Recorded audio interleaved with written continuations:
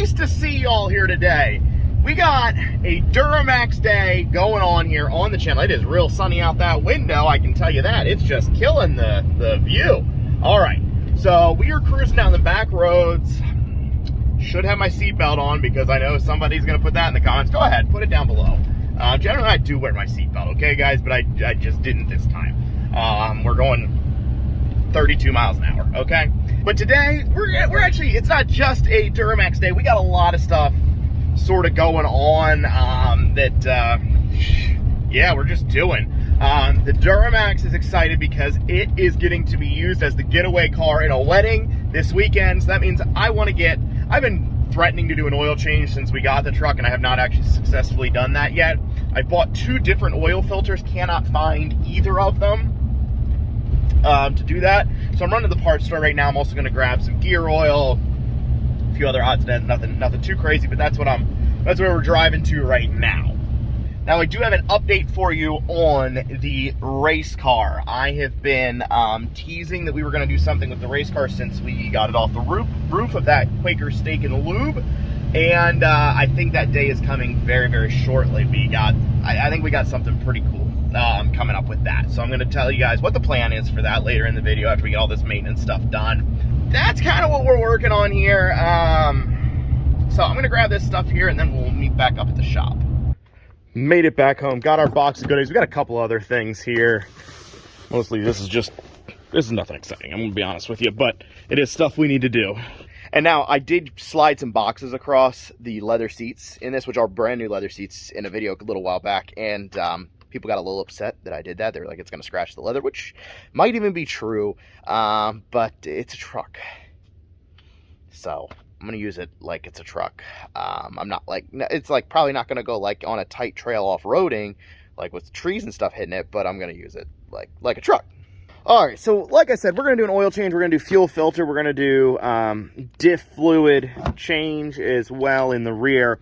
A lot of the maintenance has been done. I've not ever done an oil change on this since we got it, which is terrible. Don't follow my example, but it does a brand new front diff with good diff fluid and tranny fluids flushed and clean. Transfer case is done. So it's really just the rear diff and the oil and fuel filter. So then we'll be like 100% done on maintenance stuff.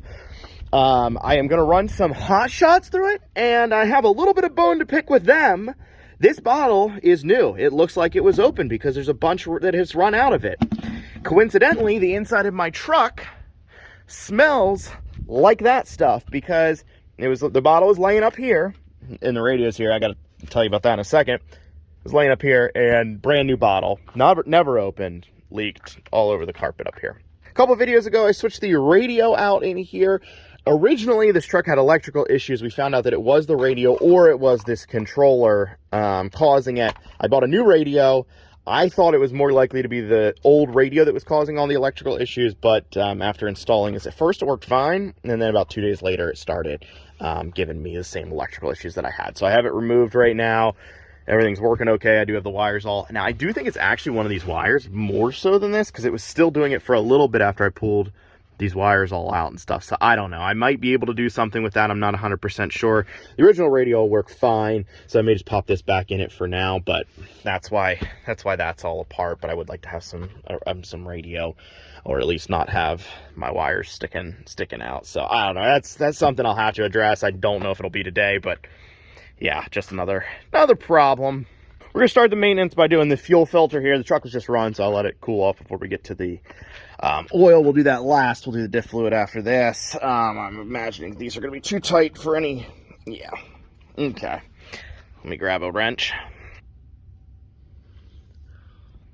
All right, not too bad on that one. The water separator is the one that will get some rust on, so that'll be interesting to see.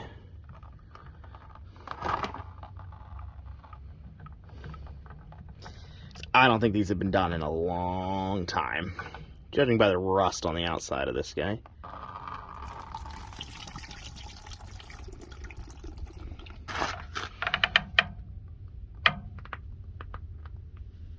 Oh,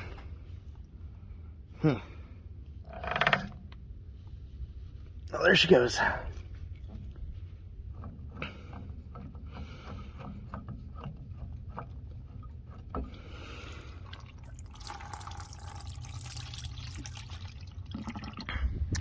And we'll pop this guy back in now, just because I've addressed this before, but I know somebody's going to ask, again, why is my lift pump on the passenger side of the truck? And that's because I have an aftermarket fuel tank that doesn't allow this guy to slip in beside it. I mean, maybe you could, but with the bolts and stuff, it'd be real. It makes more sense for it to be on this side, even though it has a little bit longer lines and stuff. So that's the reason for that. Put that guy on first, then we'll just put this up in, and then tighten her down, but back it off a little bit. All right, so there it's tight, and we'll just back her off a little bit. And we're gonna run once I hit the key here, because it should fill up with fuel and then splash out to prime.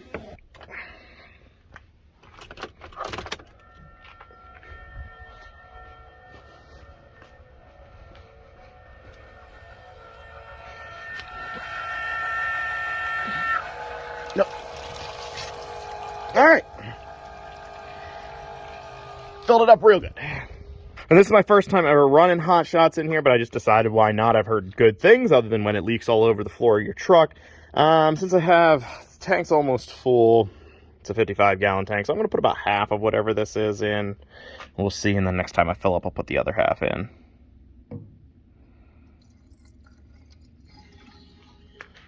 Yeah, probably did a little bit more. Well, we got it. Now, diff fluid time, and somebody coated this whole rear end with junk from Napa that now seems to have hardened, even though it wasn't hardened at all for the first 6 months. All right, now we're gonna hope that let's have to film and do this. Gonna hope that this, hey, she broke loose pretty easy actually. All right, and then we'll do the bottom drain plug.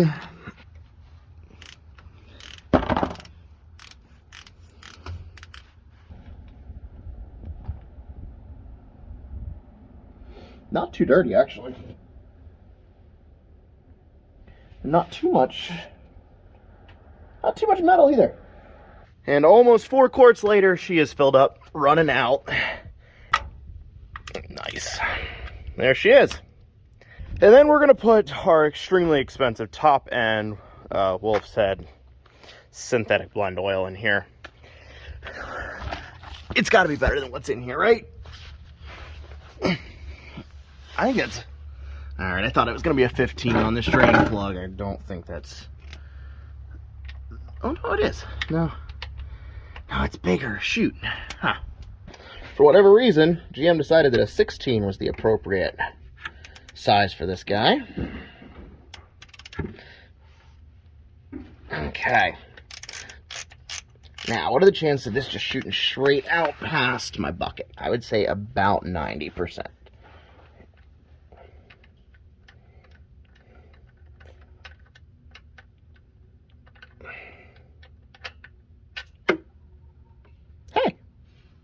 Like Michael Jordan. All right, well, we got the oil filter off. I was going to try to like sort of film that, but it was insanely tight. One of the tightest oil filters I've ever had to deal with. It took me quite a while to get this thing to break loose. So whoever put that on, I hope you get coal in your stocking for Christmas.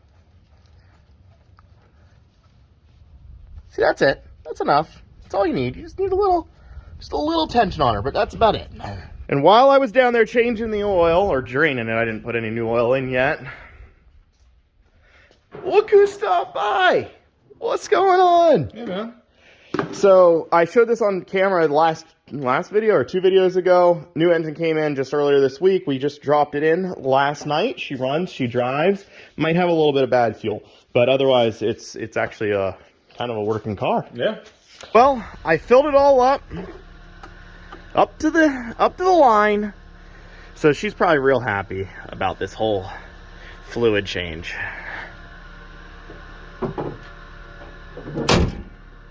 See if she still starts. Then I left those buckets underneath there because I just about ran out of space on them, and trying to move them underneath there was just not working real well.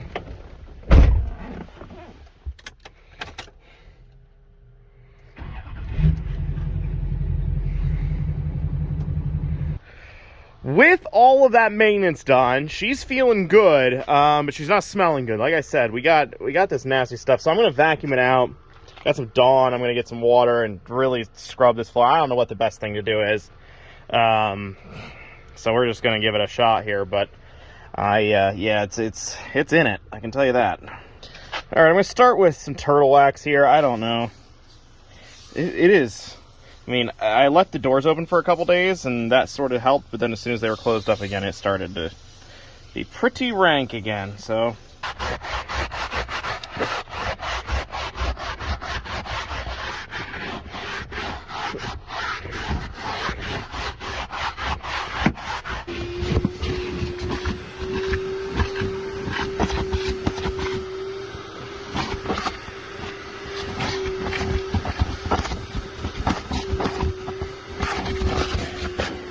Well, I don't know if it's any better or not, but it smells better right now with the Febreze fresh in it. And I mean, I soaked it. I soaked it pretty good, so I don't know. Let's just leave it, see what happens. I don't know. Wow, it's wet.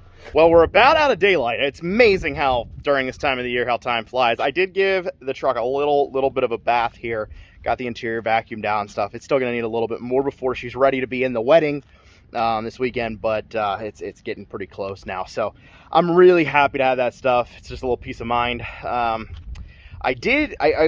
said in another video, I did a little bit of a burnout with the Duramax, and it does seem like the rear end might be like a little bit of a welded diff back there now, but it still seems to be working all right. It's not a huge deal, and we have another diff here, so it's not really that big of a deal. I'm going to keep driving it till it bugs me. It hasn't yet.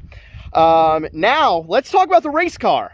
So if you remember, Lance and I took on our craziest project ever, I think. Probably the most dangerous, just crazy. And that was getting a race car body, just the body, off the roof of an out of business Quaker Steak and Lube. They're a race car themed restaurant. There's not a whole lot of them around. I think a fair amount of them closed. There's a few open, I know, but not really important.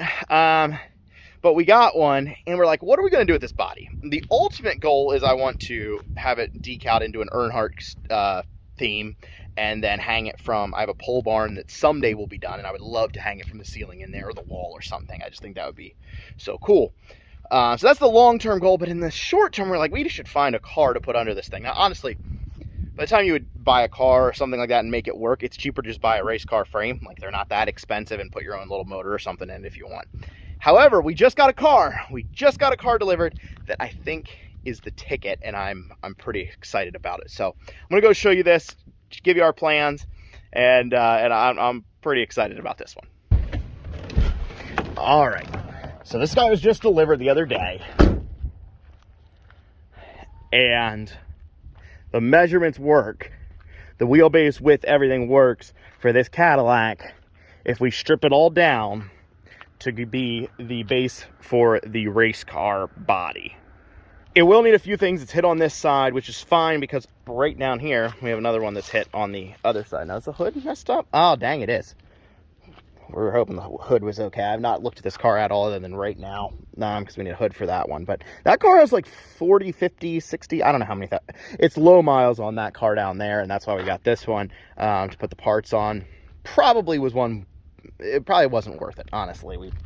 We're just trying to get rid of them at this point. So need a few things as far as suspension, and the axle there looks like it is gone. It's just gone. So there's a few things that we're gonna need to get this guy running, but it's gonna be really cool. These are 300 and some horsepower. I think it's just 300, 305. And I think it's going to be a sick little project. Now, they are front wheel drive, so yeah, we're going to get some hate for that, but actually pretty nice inside, really, considering everything. I don't know what the mileage is on this one. I'm curious. Let's see. But frame is definitely, well, I mean, I guess it could just be the door hinges. But this car is not ever going to be rebuilt. So we're just going to have the engine and transmission, and then we're going to be kind of good to go. So we'll try to get, I think we'll make it a couple part series. We'll strip this thing down, see how fast we can make it, because it'll be fast with the with a bunch of stuff stripped off of it, especially with the amount of power it has. So it should be pretty fun. I think it's gonna be a good series, but that's the plans for the Cadillac and the race car. With that, guys, I think we are gonna wrap it up here for today. I do appreciate you watching. A little bit of Duramax content for you, a little bit of race car. We're just kind of getting projects lined up right now. I think we're gonna have a really busy season, whatever you want to say. That sounds way more serious than what it is. I think we're gonna have a busy couple months coming up here shortly. We're just trying to get everything sort of wrapped up that we got to get done first, and then we can really hit some videos pretty hard here for the rest of the winter into spring. So thank you guys so much for watching. Have a great day.